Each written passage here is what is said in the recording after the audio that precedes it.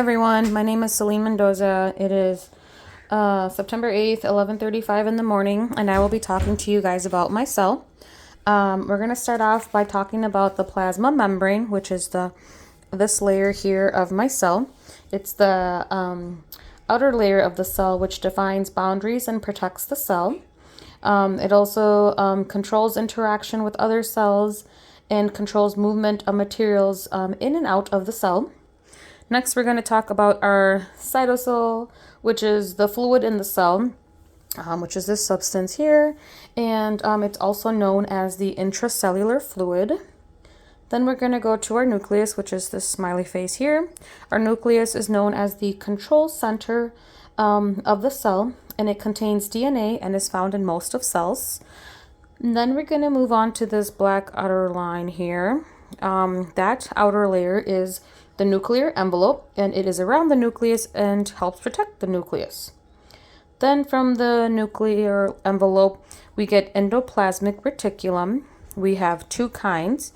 We have the rough endoplasmic reticulum, which is covered in ribosome, which gives it that rough texture. And then from there, we have the smooth endoplasmic reticulum, which is on this side. And that continues on from the rough endoplasmic reticulum. As you can see, this does not have any ribosomes, so that's why it gets its name as smooth endoplasmic reticulum. Then we're going to move on to the Golgi complex, which is right here. That puts the final touches on peptides and protein synthesis, which is also known as like the processing and packaging center. From there, we'll get these Golgi vesicles. Usually we get these vesicles once protein is packaged in them in the Golgi complex. Then it come out and we get these Golgi vesicles, which then get transported within the cytoplasm. And then we have the mitochondria, which are these here. The mitochondria is known as the powerhouse of the cell. The mitochondria produces energy for the cell to function.